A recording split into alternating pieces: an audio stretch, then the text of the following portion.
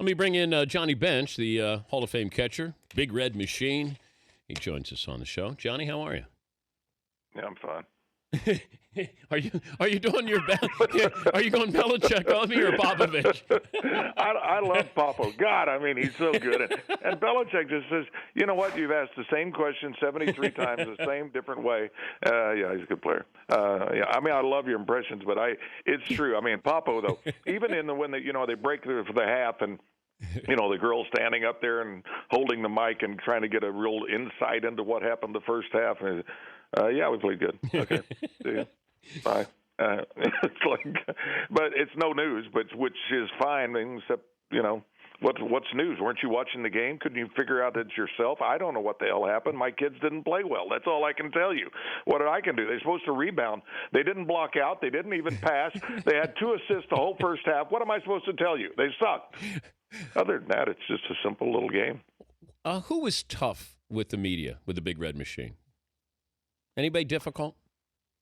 Not really. No. Pete was our spokesman. Joe and I loved it because we could sit there and we would stay on the other side, and Pete would be the voice, and it was fine because he really covered it all. He was so passionate about it, and he wanted to talk about it. I'm out there trying to figure out which call is, what to call the next pitch, and he's breaking down, the performance on everything and what happened, and I couldn't really remember. I mean, afterwards, but Pete had the play-by-play. I mean, he could do it, inning and inning, out by, and we loved it because we were pretty, we were all very good with the press, but at the same time, it just made our life easier when they went to his locker. And they could ask the questions to him. If I hear this knock on Pete Rose that he was selfish, and I say, well, may all players be that selfish? Absolutely, because nobody won more games than Pete Rose did, or be involved in winning games. And he scored runs and got hits, but they said that was Pete selfish as a teammate? Absolutely, yes. Of course he was. He wanted 100, 200 hits. He wanted to score 100 runs, and he told me, John, you could hit 300. I said, I know I can hit 300, Pete. That's not the point. You get on base, I want to drive you in 100 times. And it was just like, I'd rather drive in 100 runs. And Pete wanted to be the first $100,000 singles hitter. He wanted to drive the first Cadillac.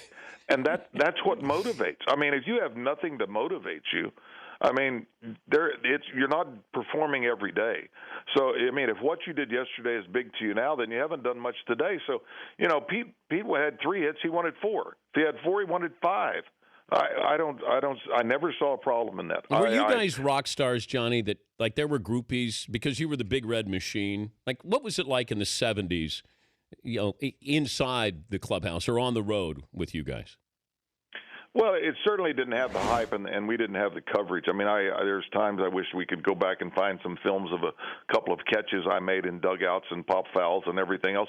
We don't have that, so we weren't magnified. We were glorified, but we weren't magnified. And yes, we were, in a lot of ways, stars. I don't know if we were classified as rock stars.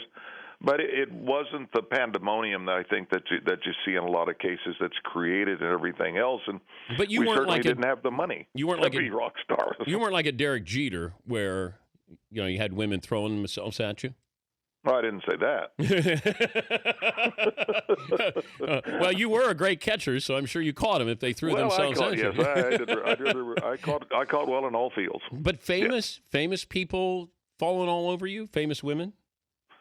I wouldn't say famous because we didn't really run in that crowd, but yeah, I mean, we had Miss America and some things, people like that. I don't know if that qualifies.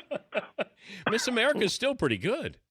Very good, yeah. And we had, unfortunately, we had 6 of them in Oklahoma, and we did the Centennial, and I was doing the parade, and I'm sitting there with 5 former Miss Americas of Oklahoma. None that I really knew well, but it was we had a good time in our day, and of course we didn't have somebody videotaping us and taking pictures of us while we were doing all of it, and tweeting them out and Facebooking, and then.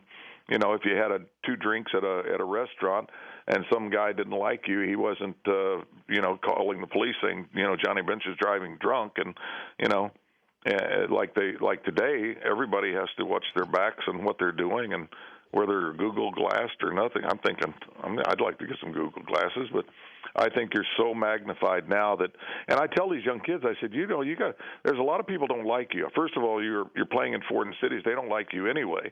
And when you're hitting 220, they don't like you at home. And their girlfriend thinks you're cute, so now they're jealous, and so now they decide I'll get even with him, and they'll, here Johnny Bench just left driving drunk. 911. So. It's a lot different for these guys today, and they have to watch their backs. And I think that's why they get so difficult when it comes times to interviews and stuff, and on a regular basis, is they don't want to give out so much information. It's so magnified. In the next clip, they say, now all of a sudden your headlines as to have done this are going to be this.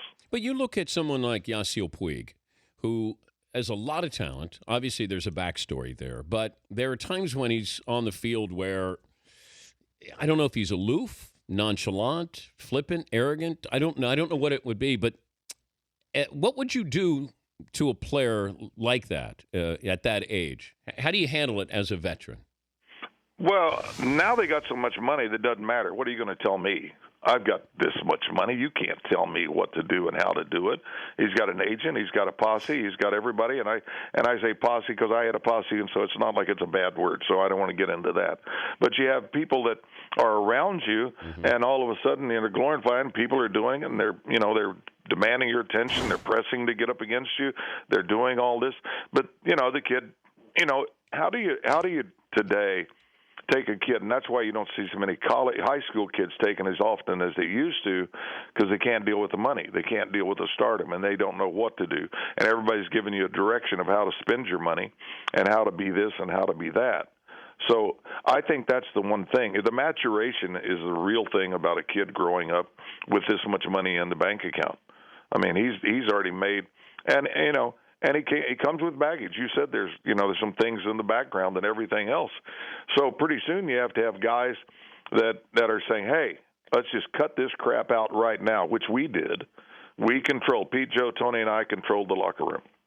Nobody did anything that we didn't say something about. And more than anything, we led by direction. We led by example. We were on the field on time. We didn't ask for special things. If we flew there, if we're in coach, you're in coach. So what can you ask for? You're not getting anything different than we got. I know you're working with Topps. We're talking to Hall of Famer Johnny Bench joining us on the show. What do I get with this? What can I win with this promotion with Topps baseball cards? Well, the packets themselves, the 2014 Series 1, 50 rookies. I mean, there's 50 rookies out there. They'll be available at Walmart. They'll be available at Target, some of the hobby shops and everything else. There's another way, and they've asked me not to go too deep because I don't understand all of it. But if you go to www.topps.com, you can actually figure out a way to try and win an actual real rookie card from the Mickey Mantle cards. So it's where the fans can find Topps Power Player cards. They're in selected packs, and with each card you have a code. Then the code goes in, and you got a chance of winning a true-to-life Mickey Mantle 1952 card. These aren't the crazy ones. I mean, the replicas. These are the real ones. So the rookie cards will be, Miguel Cabrera. There'll be me. There'll be some different people like that. But if you go on the onto the power and play the power players on www.topps.com, you got a chance of winning a 1952 Mantle. I'm sure there's, you go through the Aarons and the Mays. I'm sure they're all included, but it'll be a lot of fun. What's the coolest piece of memorabilia you have in your house? Ted Williams autographed baseball. He signed it to me in 1969. I'd played in '68 my first year. I asked Roy Sievers, who had played with Ted, had been over Washington. We were playing in Pompano Beach. I said, "Do you think I could go over and get a ball signed by Ted?" And he said, "Yes, I'll take you." So I walk in. He's sitting there. He says, "Sure." He takes the ball and he writes his name, and then on the side of the ball he starts writing again. And so I thanked him and I walked out. And we're walking across the field back to our clubhouse. And I look at this, and it says to Johnny, a sure Hall of Famer. In 1969, I played 1 year. Ted Williams knows who I am. He thinks I can be in the Hall of Fame. Are you serious? This isn't real. Yeah, but he also Were you a collector? I collect odd memorabilia. Like it's No, I'm not shocked for some reason. Yeah. But Ted Williams wrote the same thing to Pat Corrales, too, future Hall of Fame. One of us made it Yeah. anyway. I think he did it to Johnny Edwards as well. Yeah, he did it to quite a few baseball players, just to let you know. Yeah, John. well, thanks a lot. That makes me feel a lot better. So now you ask me again, I'll say it's my Hall of Fame ring. That's your favorite piece of It memorabilia? is now, yeah. I mean, after I found out there's so many balls on the market. Hey, always good to talk to you. Thank you so much. And Appreciate your good luck time with always. Tops. All right, buddy. Thank you, Johnny. All right, bye. That's Johnny Bench, Reds Hall of Fame catcher.